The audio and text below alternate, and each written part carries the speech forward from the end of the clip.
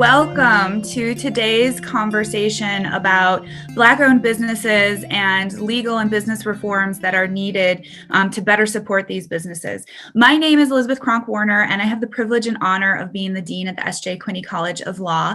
My pronouns are she and hers, and as I like to do at the start of any time we gather and have an event, I want to start with our tribal land acknowledgement statement that we have here at the University of Utah.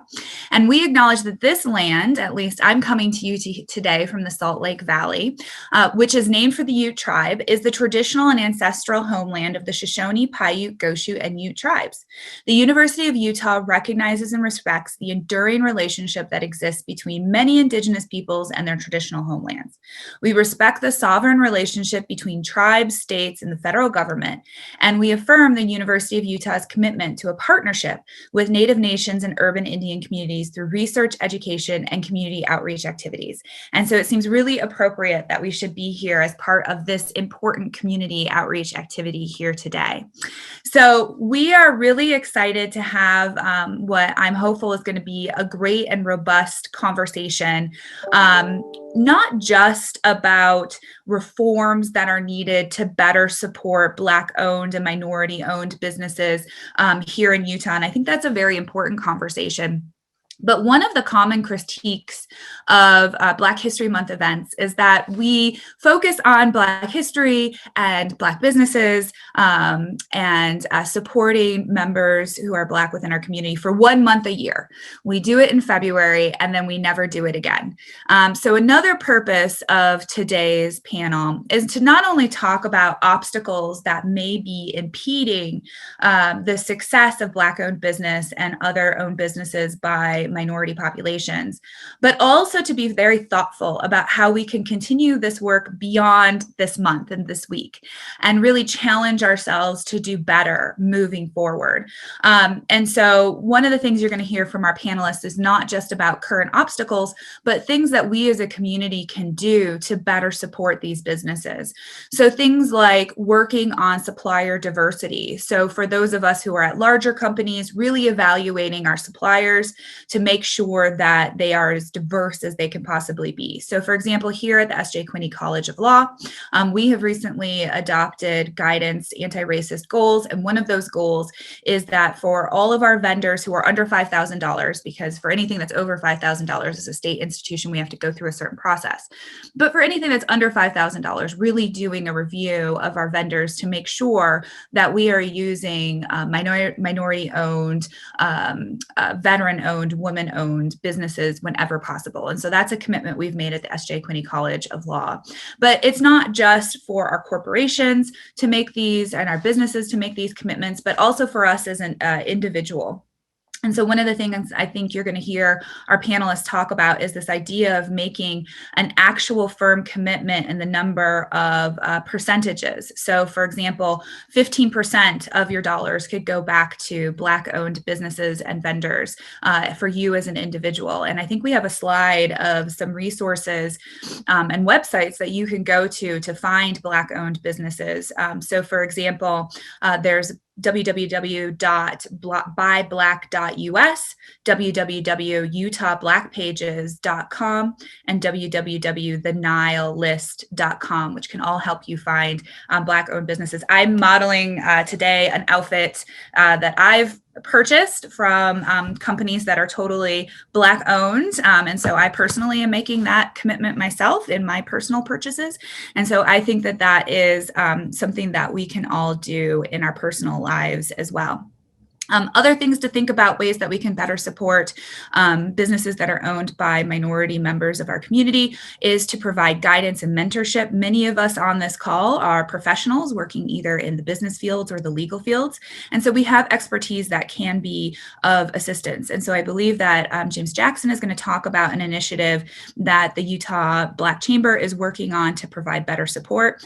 This is something that we too at the S.J. Quinney College of Law are actively working on. So, and I believe believe that Professor Peterson will mention this as well. We're working on creating a community economic development clinic, which will support minority-owned businesses here in the urban community of Salt Lake City and the Wasatch Front, and then Indian-owned economic development in rural communities as well. So we are actively working on that as well. And I should mention that this is not all about the S.J. Quinney College of Law today. We are also really excited that the David S. Eccles Business School is co-sponsoring today's panel. And we're really excited about the commitments that the business school is making as well.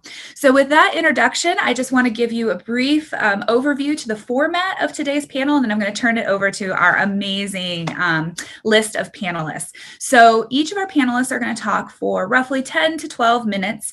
And then after they've each given their presentations, that should leave us with about 15 to 20 minutes for questions from you. If you go to the bottom of your screen, you will see a Q&A button at the bottom. And if you type in your question there, I will moderate the questions, and so ask those of our panelists after they're done with their presentations. We have three amazing panelists with us today. So first we have James Jackson III, who is the Executive Director of the Utah Black Chamber and has extensive experience, business experience here in Utah. And so he's going to start us off by really framing the situation that's happening here in Utah. Then we're going to hear from Annie Lither, who works with Zions Bank and has a lot of experience in how to better support these Black-owned and Indigenous-owned businesses from a business perspective. And last but not least, we have Professor Christopher Peterson, who's a professor here at the S.J. Quinney College of Law, also a gubernatorial candidate. And so he has some perspectives to offer, both from the legal perspectives and what he learned on the governor's trail in terms of what we can do better to support our businesses. You will note that our panelists today are racially diverse. This is not a panel of all Black leaders in our communities, and that's deliberately so, because supporting minority businesses and Black-owned businesses is not something that should rest on the backs of our Black community. This is something that we all need to invest in, and we all have an important role to play. And so we have a deliberately diverse panel here to talk about this and to suggest and to show that this is not just for the Black community, this is for all of us, and that this is incredibly important, and we all need to work towards this goal. So with that, I'm going to turn it over to James Jackson III, who's going to start us off, and I'm going to turn off my video and my mic, but I will be back for the Q&A later. Mr. Jackson. Thank you, Dean Kronk. I appreciate the invitation, and good morning, everyone. It's a pleasure and opportunity to speak with you this morning.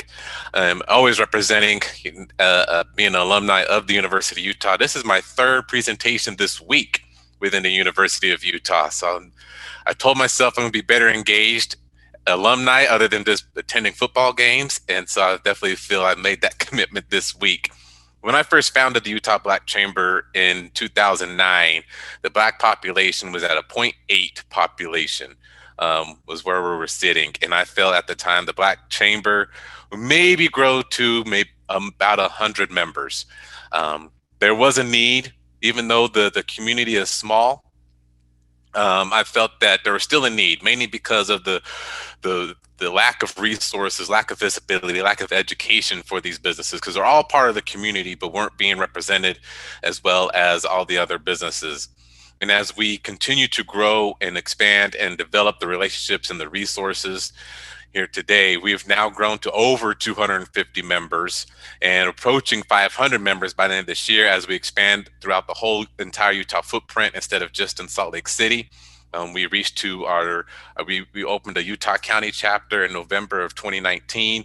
We're opening a Northern Utah chapter within the last couple of months here and kicking it off this year, introducing a new incubator space up in Northern Utah, which will be actually a pilot space to grow a larger one here in Salt Lake that we plan to open in 2022.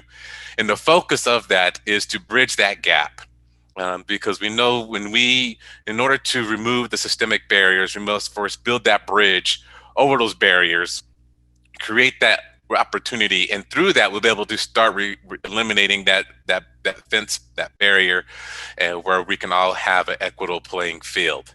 And so with that being said, I just kind of wanted to share 3 opportunities for us to support Black-owned businesses, not only during Black History Month, but just throughout the rest of the year. First, as Dean Kronk Warner said, is, be a consumer for the Black-owned, for Black-owned businesses. Black-owned businesses are not just for the Black community. We're more than just barbershops and restaurants. We have so many other businesses out there, and we have just as a diversified economy within the Black community as Utah itself. And so one way you can discover Black-owned businesses is by going to utahblackpages.com and explore that website. It's full of Black businesses and Black organizations that have businesses all throughout the state.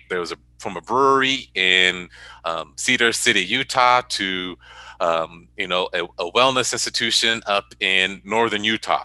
So you can explore all the different types of businesses there and find their products and services that suit your needs. The second thing I would encourage everybody to do is to, as I mentioned, we have a lack of education and resources. And so over this last several months, many people are reaching out to the Black Chamber. Hey, how can I help the Black community? How can I support the Black community? And I admit it was a little overwhelming, but it was a good problem to have, knowing that there are so many people that want to support the Black community. And oh yeah, thank you. So there was this overwhelming support of, how can I assist, Black businesses? Where can I find to go be a consumer? And I would say, not only be a consumer, but if you're a corporation, I would say, like a large corporation, I would say, find these Black businesses, increase your supplier diversity, as Dean Kronk Warner mentioned. There are so many businesses that can offer these products and services that you're using right now. Bringing them on board as a vendor, elevate the competition, build some innovation, and possibly even lower your spend by identifying and growing with diverse businesses throughout the state of Utah.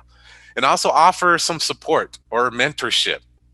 There's a lot of needs within the Black businesses because nationwide Black businesses have 10 or less employees. And when you're in the state of Utah, that's half of that, whereas 5 or less employees.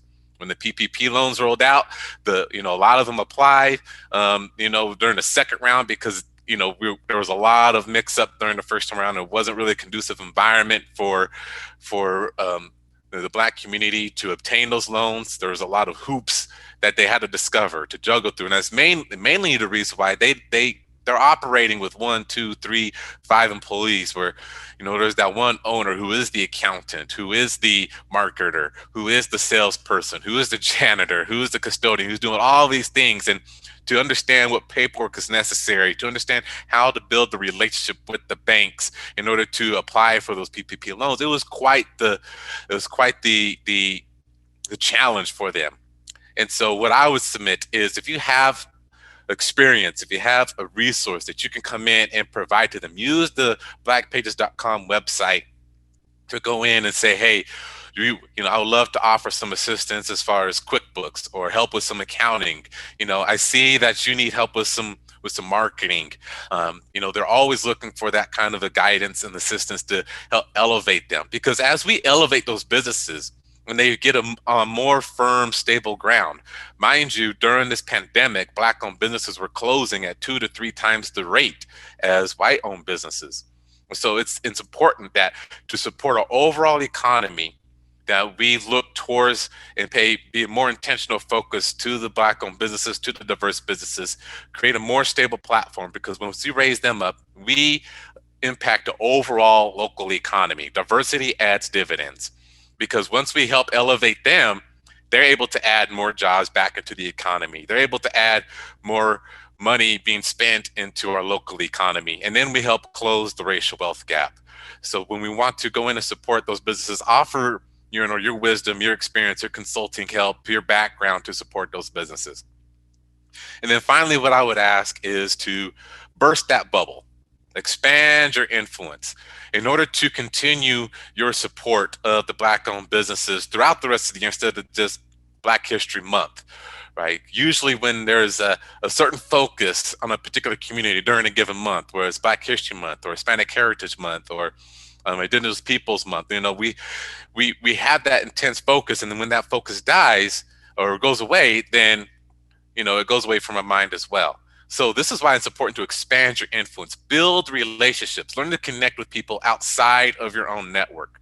When you learn to connect with other people outside your own community and gain those relationships, you're more apt to go continue to support them.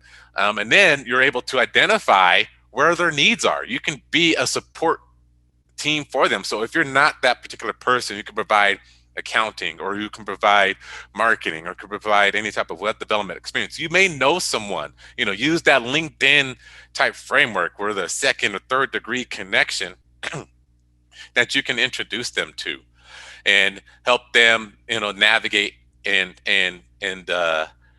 put them on a more stable platform. And like I said, when we do that, we're able to elevate our whole economy. Utah is performing better than all the other states out there, and it's important. We always, I feel like we're a very competitive state, right? We always want to be that number one, and to continue to be number one, it's important than ever that we support diversity, especially in during these challenging times. So those are three things I encourage you to do: not only be a consumer, but offer support, supplier diversity, mentorship, and guidance, and then expand your influence in order to build the Black business community. So with that, I'll turn the time over to Annie. Thank you so much. Thank you, James. Hi, everyone. It's so great to be here today. My name is Annie, and my pronouns are she and hers. I graduated from the University of Utah with a bachelor's in marketing in 2011. So it's so great to be here with you all today. And thank you to Dean Kronk Warner and the School of Law for the invitation. As a Southeast Asian woman of color, I hope to share my perspective on how to grow as an ally to our Black community, our Black-owned businesses, and really how to take action against anti-Black racism as an individual, as a business, and really, given my professional background, a little bit as a marketer. Over the past year, I feel like there's been a lot of conversation about anti-racism, and most of that has been stemming from the murder of George Floyd. And, oppression really impacts all communities of color, and it's important that we support each other. So as an ally and a woman of color myself, my allyship advocates for combating the many racial justice issues our society is facing, and that includes anti-Asian racism, anti-Black racism, xenophobia, and so much more. And I think it's important to remember that as members of communities of color, we can engage in allyship with other communities without taking anything away from our own unique challenges and experiences. So for me, that means learning about and advocating for other communities of color. And that includes this topic of supporting Black-owned businesses that we're discussing here today. When we talk about equitable outcomes, we can't achieve those without including the Black community's experiences. That being said, I think this topic is such a great reminder. As Dean Kronk Warner said, the allyship is a continuous journey that never really ends. And it's absolutely one that goes on year round. It's not just 1 month of the year. So when we all walk away from today's discussion, I hope that we can carry these takeaways with us into the future, and that allyship doesn't really end when Black History Month ends. Over the past year, Edelman has put out several really great reports on how everything going on in our world, from the pandemic to the racial justice movement, how it all impacts brands and organizations. They released an updated Racial Justice in America report last fall, and there's a couple of insights I would like to share with you all today. One, anti-racism is a long-term expectation for business, and that impacts everything from hiring, retention, development, and promotion, community partnerships, supply chain oversight, and vendor relationships. And they all must have full racial representation. Two, CEOs must partner with trusted peers, subject matter experts, activists, and advocacy groups to gain credibility. And three, from a marketing standpoint, it's important to take a critical approach to campaigns, partnerships, and overall strategy. And I would add, if you're not thoughtful, marketing can quickly become very performative and tokenistic. So it does require some thought. And their most recent report, the Edelman Trust Barometer 2021, also has some interesting tidbits I thought I'd share with you. Their study showed that business is not only the most trusted institution among the 4 studied, but it is also the only trusted institution with a 61% trust level globally. And that's compared to NGOs, government, and media. And in that same survey, 86% expect CEOs to publicly speak out on societal and local community issues. And finally, the likelihood of trust increases by roughly 4.7% when businesses are driving economic prosperity for everyone. So we all know there's so many elements to creating a business, and I think it's important as allies, we take the time to understand some of the barriers Black business owners are facing, whether they be institutional, from a market-based, or even sociocultural. So some of those may be limited access to capital, and the things that James was talking about, the mentorship that Black entrepreneurs need as they are building their businesses.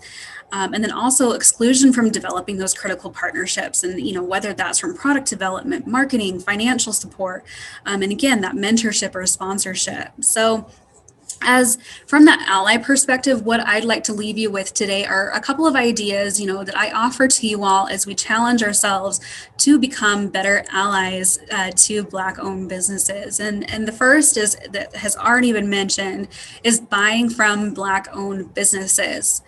As James mentioned, as Dean Kronk Warner has mentioned, your organization's procurement and supplier practices should include Black-owned businesses. And I think it's important to look at the whole picture and think of how that impact really makes, making a commitment to buy from Black-owned businesses truly has. I recently read about the 15% pledge that Dean Kronk Warner mentioned at the beginning, and that is actually a campaign that seeks equal representation in major retailers and companies and asks them to committing to spend 15% of their dollars with Black-owned businesses. And there's actually 2 elements to this, as we've already been talking about today. So not only encouraging brands to purchase 15% of their inventory from Black entrepreneurs, but it's also asking consumers to direct 15% of their own spending to Black-owned businesses, just as Dean Kronk Warner demonstrated to us this morning. And so that way it really comes around full circle. And in addition to the directory that James and the Utah Black Chamber has created, another resource that was shared this morning is one that a friend of mine shared with me, which is called the NIA list. And I think it'll be shared again later, but the NIA list is another directory, and all of the businesses listed on there are shoppable online. So the amazing thing is you can actually support Black-owned businesses all over the country, no matter where you are, which may be helpful for any alumni or folks that we have outside of Utah today. I also love that it identifies which shops are owned by Black women. So it may require you to do some research to find Black-owned businesses. I went out and did my own research, as obviously some folks on this panel today have as well. Directories like the Utah Black Chambers and the NIA list are great resources to refer to, but it's also okay to do a little research on your own. Being an ally takes some work, and that's going to include some time and energy. And so it's okay to go out. I think we need to get comfortable that when we're looking for a new product or something in our lives, that we're challenging ourselves to maybe do a little research and consider other alternatives. Last summer, we saw a lot of brands reacting to the racial justice movement on social media. So I'm going to put my marketer hat on here for a second. And often those brands, came with statements vowing to do better and to listen. And so many of them were quick to post on Instagram a photo with people of color, even if all of their other photos or previous posts were lacking diverse representation. So after the noise of the protests faded away, for many of those brands, that action that should have come, afterwards never came. There was no discussion on how to surround themselves with diverse stories and how to learn from them. So that brings me to my next point, which is amplifying Black voices. So I just would encourage you all to share your spotlight and your platform, whatever it is that you have yourself as an individual or as an organization, with Black business owners. If you're hosting an event or a panel discussion, invite Black business owners to participate. Provide that opportunity for diverse voices and stories to be heard. And, I love the approach that has been taken to construct this panel here today. Also, refer your businesses or these businesses to clients, customers, and partners. Feature or partner with them on social media. Last summer, I saw a lot of brands and even some individuals with some pretty powerful platforms turn their social media accounts over to Black women, activists, and entrepreneurs. But this isn't something we should be doing only when that momentum supports it. We need to be committing to doing it year round. We also need to be mindful that we are including both Black men and women. There are some amazing, just really phenomenal Black women here in Utah and in your local communities that can speak to their own stories, experiences, and are running some really amazing businesses. So recognizing that intersectionality of identity is crucial. So include Black women in your opportunities in allyship. And then finally, mentorship, sponsorship, and advocacy. I think we all understand the power of a really great mentor and sponsor. So if you have an opportunity to mentor, sponsor, advocate for a Black business owner, provide these entrepreneurs with the same opportunities and advice and support you would provide to non-Black learners. And this includes, I think, the younger generation of students as well. We have an amazing generation of talent that's coming up. And so I think it's important that we are including them in that mentorship. We need to be opening these doors and speaking up and matching talented owners and entrepreneurs with opportunities that may be limited or closed off due to the barriers that we're discussing here today. So with that, I want to keep my thoughts somewhat brief. So with that, I will turn the time over to Chris. Well, hey, everybody. Thank you so much to Annie and to James, and also thank you for the invitation to Dean Kronk Warner. It's such an honor for me to get to speak at a Black History Month event. It's the first time I've ever been invited to speak at something like that. I also, before I start too, want to thank our events staff and our IT staff who helped put on these continuing legal education programs, because I think they're a real service to the legal community and to attorneys out there who are trying to get their CLE credits done.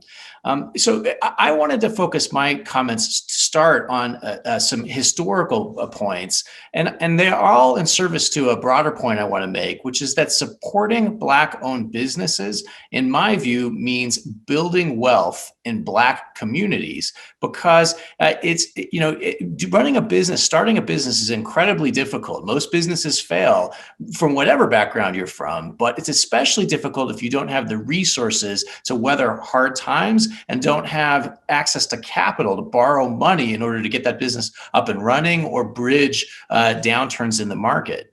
So I want to look back in time and talk a little bit about credit in the history of America with respect to Black people. So obviously the great sin of America was slavery. But after the Civil War and emancipation, in the South, the American landed gentry turned to using the sharecropper system as a substitute for slavery. And what that meant was that Black farmers farmed over the course of a season, only expecting to get a small portion of only to share in the total amount of value that was produced on the farm. But they would borrow each season, attempting to pay back those debts with the produce of the farm at each season. But the interest rates were extremely high, oftentimes 50 to 90, even over 100% for a business loan.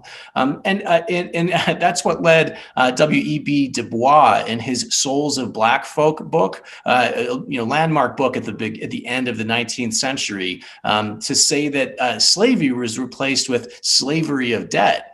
That continued on in the Great Migration as many Black folks moved into great cities in the Northeast and in the Midwest, and also eventually to California with salary lenders, which were the first loan sharks in American history. Their typical deal was to loan you $5 today and expect to be paid $6 back in about a week or two when you got paid. They were the precursors to today's payday loan companies. The interest rate on that loan that I just described is an average interest rate of about 600%. And these were extremely oppressive loans, but there were creative legal strategies that the lenders adopted to try to circumvent interest rate caps that were enforced at the time. Those were obviously made to white folks as well, but they were particularly oppressive and hard on people of color who were struggling to make ends meet in industrializing cities. Then in the Great Depression, the Great Depression wiped out farmers all across the country, but the remaining Black farmers in the South were particularly hard hit, with their farms being repossessed, forcing them to move west, and again, hastening the Great Migration to our cities. And then after the Great Depression and the New Deal, FDR adopted some serious structural reforms to our banking system that paved the way for building the American middle class in the American century. And among the most important of all of them was the 30-year fixed interest rate mortgage, which did not exist in the history of the human species until the New Deal. And the basic structure of this deal was when you get to be about 25, 30, 35, and you've gained some wealth and you have a decent job, you can borrow money for 30 years to buy a home. And over the course of your life, by the time you're 60, 65 and about ready to retire, you've built a piece of, you've earned the right to own a piece of America and then pass it on to your kids. And that's more than anything else, in my view, in American history. That loan is what built the American middle class, but it had built-in structural racism associated with it. The Federal Housing Administration and many of the other underwriting guidelines would literally draw red lines around neighborhoods of color and designated those as too high risk for the government to provide insurance for those programs, which meant that African-American folks were stuck in what became ghettos because they couldn't get the government-backed credit that facilitated migration to the suburbs in the 1940s, 50s, and 60s. Well, in the civil rights era, there was an attack on overt racist policies of the Jim Crow era. And in 1974, that led to also the Equal Credit Opportunity Act, which outlawed discrimination against protected classes in providing credit and other financial services in America, both for on the basis of racial discrimination, but also marital status, gender, and even age. And that was a very important step in American history, but it is about that same time that we transitioned from a credit system that had pretty good products out there, but restricted access only for favored folks to, well, we're going to let everybody get access to credit, but we also deregulated most of the most important consumer protections so that many of the new products that emerged on the market were very abusive, high cost products, things like payday loans, which are similar to those old salary loans from the earlier part of the 20th century, and also more exotic and increasingly dangerous mortgage loan products, which led us up to the boom years in the 1990s and into the Great Recession, where many African Americans managed to purchase homes, but did so with pay option, high arm, and teaser interest rates and subprime mortgages that were wiped out in 2008, and causing a massive reduction in the overall wealth of Black Americans.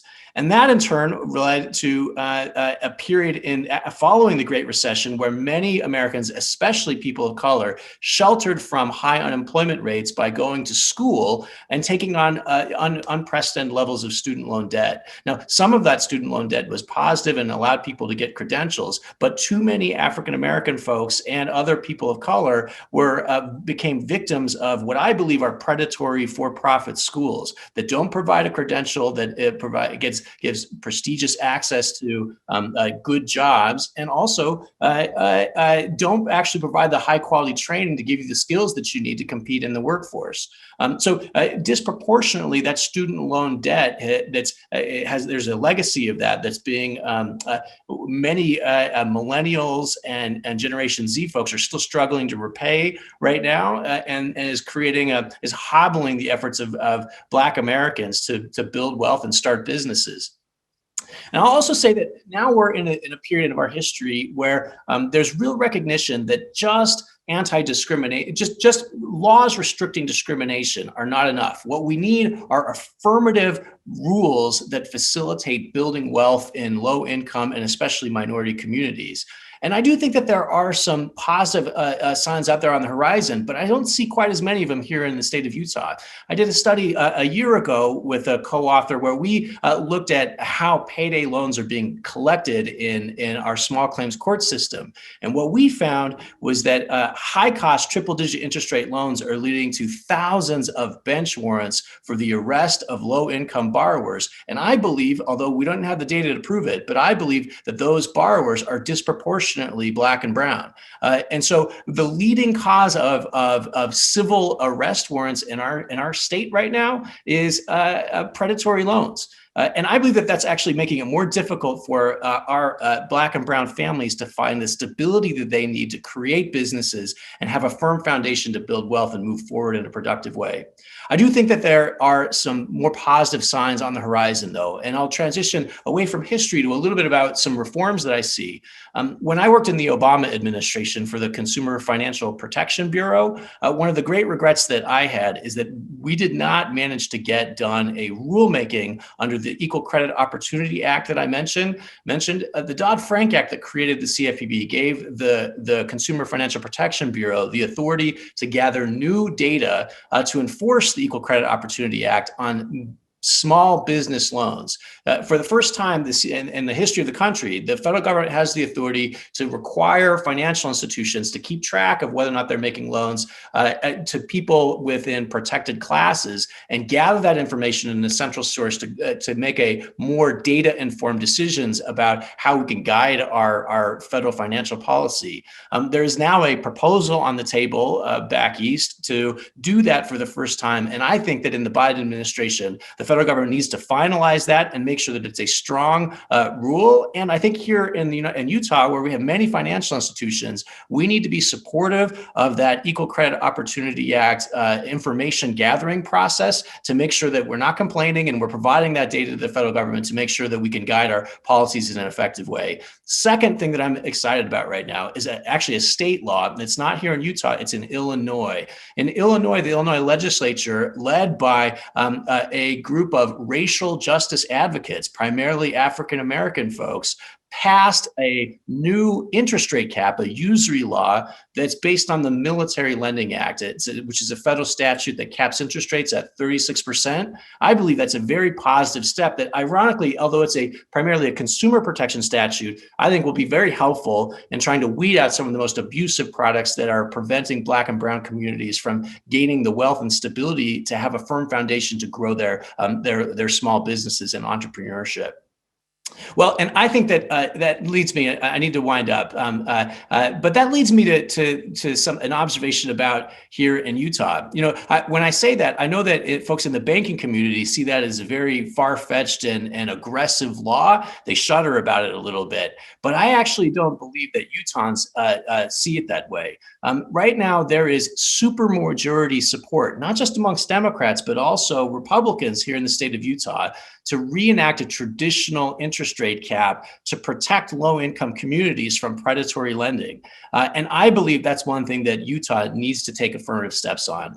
We should be supporting consumer protections to try to facilitate building wealth in low-income communities so we can have firm foundations for our minority-owned businesses to actually succeed and grow. And it's not just me that believes that. In closing, in his famous speech about his famous "I Have a Dream" speech, Martin Luther King talked about a promised land. He had an analogy of Zion, something that I think resonates for many Utahns from all different ethnic origins. And in the conclusion to that speech, he talked about how once we achieve a greater level of racial justice, there'll be freedom, free at last, God Almighty, free at last. Well, in a very humble and small way, I think that an important coda to that, or corollary to that notion of freedom, is that we need our Black and brown brothers and sisters to have debt freedom at last, because living a life within the the bond, within the bonds of debt servitude is not the way to be, for us to have the home of the brave and the land of the free. We need to have people who have access to wealth and a foundation to grow their businesses and have a good quality of life for themselves and their children. So I think that we need consumer financial protection in order to support our Black-owned businesses. Thank you. Wonderful. Thank you so much for those excellent presentations. I know I certainly learned a lot and was really appreciative of all the information you shared. So now we have roughly 20 minutes for questions, which is great. Again, for those of you who are attending, you should see at the bottom of your screen a button that says Q&A. And so if you want to go ahead and type your questions for the panelists into that Q&A function, I will be happy to be the moderator today. I know I don't see a question yet, so I'll start us off with a question that I know we usually get and is always a topic of conversation, which is how can people who are not members of the Black community be better allies? So what specific things can people do in their individual capacities? And then if they're part of organizations, what can they do within their organizations? I'm happy to go first. I think, as I mentioned earlier, I think being an ally is this journey that we're on. We're never going to fully arrive at allyship. We can continue to practice it, but I think it's important to remember that if we get to a point where we can say that's it, I'm there, I'm done. There's something wrong, and so. As Dean Kronk Warner, as you mentioned earlier, I think it's really important that we take that ownership upon ourselves to educate ourselves, to learn, to study what it is that we can be doing better ourselves, and we don't put that burden on the Black community to teach us ourselves. There's so many great resources out there from a racial justice standpoint to really further that education, and it goes beyond books and movies and podcasts. There's some really great just resources to understand how you can do it every day on your own personal life within the business setting. I would say, especially within the business setting, if you have a woman of color, if you have a Black woman on your team, look out for her, look out for opportunities where maybe she's being silenced or diminished or being given, tasks that are frankly not at within her job description. I think we often see a lot of women of color or Black women being assigned really just these menial administrative tasks that have nothing to do with the scope of their job. And you wouldn't see that happening to men. So I think it's really important that, if you have women of color, Black women on your team, really keep an eye out for them, stand up for them, advocate for them. If you see them being spoken over in a meeting saying, I think, so-and-so is making a point right now.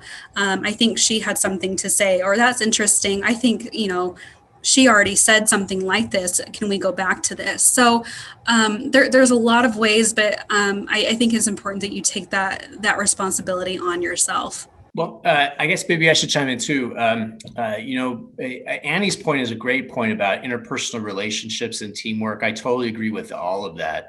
If I had something to add that if I had an insight, I suppose it's not a sort of a retail kind of interpersonal point, but a structural economic point about how our businesses are interacting with our society. And it's just extending the theme that I had in my talk, which is that, look, we and it's especially important for this state and also, frankly, for lawyers in this state, because Utah has become a hub of information technology. We're not Silicon Valley, but we're coming up right behind it. And some of our best, our brightest companies that are surging ahead are financial businesses that are using the information technology here in the Silicon Slopes to export financial products all across the country. What we need to do in Utah in order to support African-American folks and other low and moderate income people is not use our technology and legal resources to make predatory loans to them. That's how I think we should be good allies. Yeah, thanks, Annie and Chris, for that. I shared just a quick example because what I shared earlier today, the third point I made about, expanding your influence, right? In order to fully understand the challenges of the Black community, you got to build relationships. That's really what it comes down to. And your relationships will extend beyond just, buying from a Black business every now and then, but really learning and gaining from them. I have family members that are part of the LGBTQ community. And instead of always just looking to them for advice, like Annie was saying, don't lean on them to give you how to engage with the LGBT community. I intentionally expanded my network. I connected with the LGBTQ Chamber of Commerce and Equality Utah and other different organizations and other people, and really gained a better understanding. And from that, I was able to support my family members so much better. That member reached out and said, I would like from now on to have the pronoun they. And as grammatically challenging if it was for me to integrate that into how I contacted Tori, because I was like, well, I just got to start calling your name because I'm going to mess that up for a little while. But she recognized that it was okay, right? Because we have that connection. We had that relationship. So a lot of times people will struggle, say, well, I don't want to say the wrong thing. Well, when you're actually connected with somebody, you have that relationship, they'll know that your intent is great. And it's okay to fumble all over the words, knowing that your intent is well, and they're going to be there to correct your wrong, to give you an understanding, to give you some grace. That way, when you go out into the community, you're not always putting your foot in your mouth, right? You have someone that has your back, that gives you that full understanding because you develop those relationships. And that's why it's important to expand your network. I love that. I have this vision of, this person who helps you not put your foot in your mouth. And I think that's so true. I cannot speak for the Black community, but as a member of the Native community, I regularly have people who come up to me and say, oh, I want to help tribes. How do I get involved? I reached out and I never heard back. And part of it is that relationship building. There's been such a history, and that's why I appreciated Professor Peterson's historical analysis. There's been such a history of oppression and marginalized communities being taken advantage of that, at least speaking for the Indian country, there's a lot of distrust there. And so people might come to Indian country with the best of intentions and really want to help, but if they don't have a relationship with you and if they don't know you, just based on that history, it's going to be difficult to work with the communities. And so I just wanted to echo what Mr. Jackson said is so incredibly important, taking that time to really be invested and get to know the community and form those relationships can really be helpful. So we have a question from Lynn who says, in terms of offering professional advice to Black-owned businesses such as small business consulting, accounting, legal, etc., is there an entity such as the Black Business Chamber or other small business consulting organization that a person could connect with Black-owned businesses in need? Yeah, great question. The Black Chamber, we like to be that premier hub. When I first started, the Black Chamber, and then you spoke earlier about that distrust, right? And so all the Black businesses came to the chamber for help. Well, we're limited in our capacity. We don't have paid staff, right? We're still operating with a volunteer army. And what we've done is we connected with several business resources out there, like the Small Business Development Center, Utah Market Loan Fund, the Women's Business Center, the Salt Lake Chamber, and all these other resources. We developed very great relationships with all of them, and they engage with us in the Small Business Development Committee. And so all of those resources you can connect with because they're directly connected to the Black Chamber, and you can also come to the Black Chamber. We actually are in the process of launching a website called a page on our website called the Entrepreneur Support Center, where Black businesses can go online, fill out a form and say, I need help here. And our goal is to connect them with a specific resource to serve in that particular need. And so we have that built out. And Annie spoke about Black women-owned businesses. We engaged with a few other organizations and put out a platform called New Pattern, which is a grant and mentorship program for Black women founders. So you can go to newpattern.org and learn more about that. As we're looking for support and mentorship for Black women founders. Our first application process was 75 applicants of Black women founders here in Utah. And we awarded up 4 of them up to 10 grand and providing some mentorship and guidance for them. But given all 75 of those business owners, mentorship and support, using them, calling like a new pattern community to just kind of wrap our arms around them and give them any type of support. So yes, you can reach out to the Black Chamber, most definitely. You can go to our website, you can email me or the Black Chamber email as well, and we'll be more than happy to direct you at anywhere necessary to provide that support. Great, thank you. So next we have a question to all three panelists. What are some promising models for partnerships at all levels in the mentoring we all agree is crucial for bridging the gaps? And what are some concrete carrots you believe work to bring stakeholders to the table to be interested in real sharing of power for learning and ultimately fortifying the economic and community strengths of the Black community to be serious partners that everyone wants to partner with beyond the Black History Month in a sustainable and growing way? Well, maybe I'll jump in on this one, although I hesitate. I worry about it a little bit because it's not something that's within my core area of academic expertise. But there's an old law that's designed to try to deal with exclusion of some communities from access to banking products. It's called the Community Reinvestment Act. And this law, it's about the same. It passed about the same time as the Equal Credit Opportunity Act. And the idea was that because banks were excluding especially African-American folks, but also Latinos and indigenous folks were from access to credit, primarily good products. For banks that were underserving some communities, they had to make some effort to direct their lending to inclusion. That was a positive development, but then before the Great Recession, the way that some banks were and some financial institutions and also non-banks were living up to that obligation was by extending products that really weren't very suitable and weren't affordable for many low-income communities. But I wonder whether or not in the future there isn't some way that we can redirect the Community Reinvestment Act to provide business centers. So I know that Zions Bank has something like this, where you have a small business support center of some sort. I mean, I've walked past it.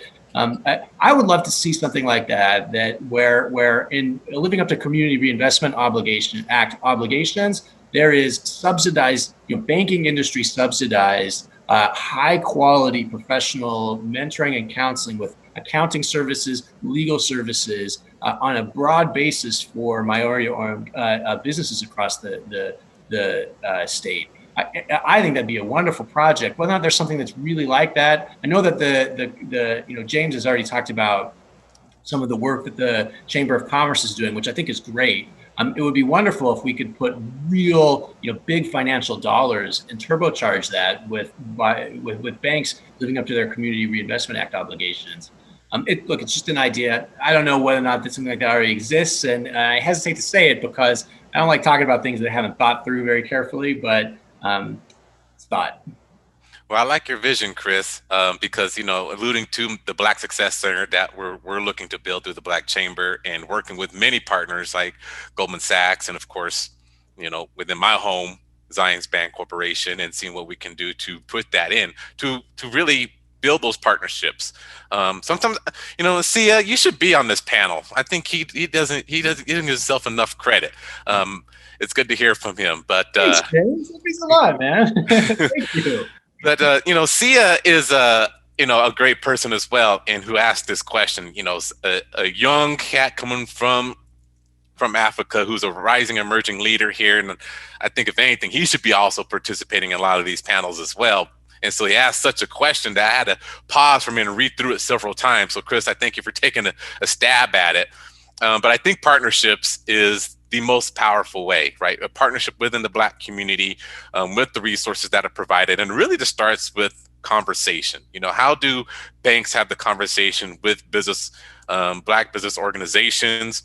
How do the tech community have these conversations? We're having them right now within the STEM community. We're having these conversations within the banking community. We're having these conversations. So I do see some light at the end of the tunnel. And I think, Chris, you're right on with your vision. I think it will be coming to light here soon. I feel there is progress coming. But I think it really starts with having and be willing to have these conversations. And also, it's a theme that I've used since June. We have to listen to understand rather than listen to respond, right? And that's what we've been doing over the last several months. And it's really causing this division, is that we're just spitting out from our hip, our perspective, and how things should be, instead of really developing and listening and forming an understanding of what these different communities are going through and how we can better support them. And then when we can meet them on this bridge called common ground and identify some solutions from there. And so it just goes back to really starting the conversation and then really forming that vision that Chris just shared. Oh my gosh, this James, to your point from Sia, this was an amazing question. I also had to read it a few times to make sure I was understanding this. But wow, I will just add to what has already been said from a partnership standpoint. I think to truly develop a partnership, as James said, one, you need to come into it with an intention to listen, to understand, and not to respond. And then as that relationship grows, pay Black folks for the work that they are doing. I think it's as simple as that, as in terms of a concrete carrot, in order to help develop, their own economic prosperity. Pay them and pay them what they are worth, not what it is that you think that they are worth, but actually what they are worth. If they come to you with pricing, it's not a matter of negotiation. I think that, we can all learn from that as individuals and as organizations, as brands, as companies. If you are going to take the time to create these strategic partnerships, whether it's from a supplier standpoint, from a marketing standpoint, from a consulting standpoint, we need to be paying folks what they are worth. And I'm just going to leave it at that. Yes, people deserve to get paid. Absolutely. So this last question, I think that we have time for goes to Professor Peterson from Vince. Says, in reference to Professor Peterson's comment on historical racial discrimination in lending practices, how do you reconcile the banking industry's argument of lost profits from interest rates cap with the fact that these higher rates serve as a modern form of discrimination and make it more difficult for Black entrepreneurs to start a business?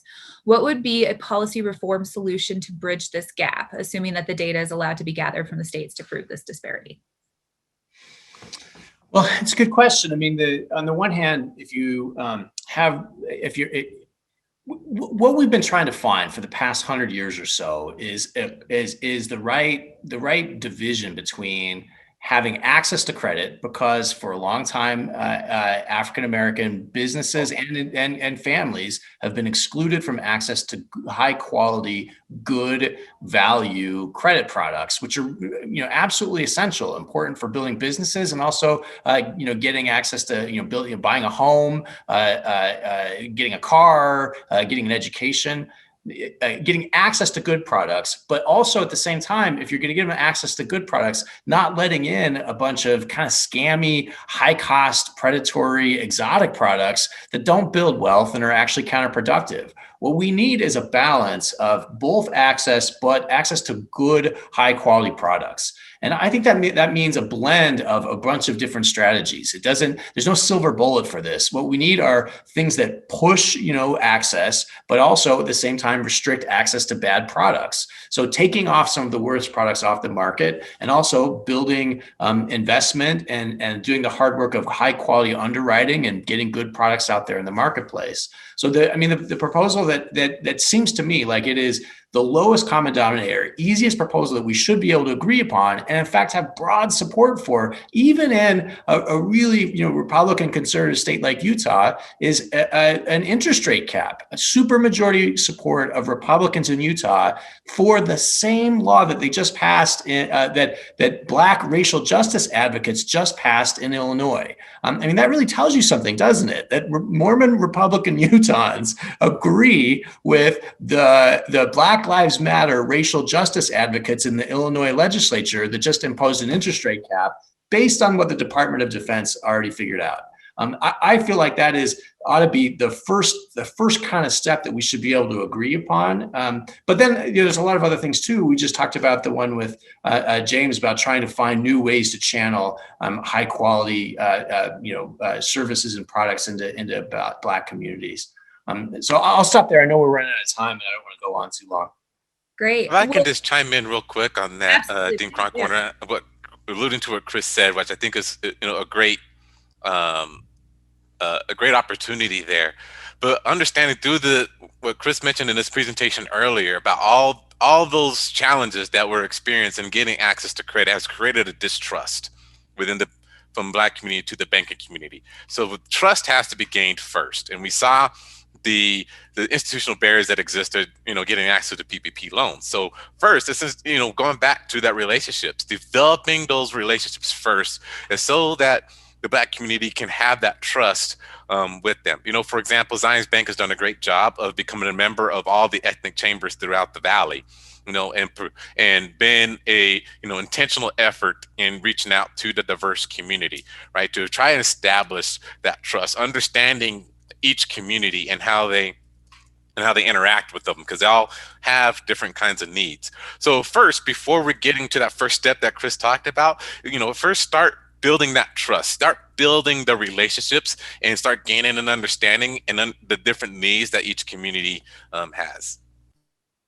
I think that's a great note to end on, the importance of relationship building to do this work moving forward. So please join me in thanking our amazing panelists. I know I learned a lot from this conversation. It was tremendous. Thank you for taking your time. I want to remind everyone of those 3 websites that we said earlier, so we can keep this going, not just in February, but throughout the year. So again, that's www.buyblack.us, www.utahblackpages, all one word.com, and www.thenilelist, all one word.com. That's Nile as in the Nile River. And those are great ways to find Black businesses to support. I also want to echo Professor Chris Peterson's thank you to our amazing IT and events team. They're with us here today. You can't see them because they're dark, but we really appreciate all the fantastic work they do and everything they did to pull today's panel together. If you want to go back to this video as a resource in the future, either to remind yourself of those web pages or to remind you of some of the other excellent ideas that our panelists have shared as how we can better support Black-owned businesses, we will make this available on the S.J. Quinney College of Law YouTube page. So please use it as a resource and share with others who may be interested in learning more. And I hope you all have a wonderful day. I hope you enjoy the rest of Black History Month and commit with us to moving forward and moving the needle and supporting Black-owned businesses in the future. Thank you so much.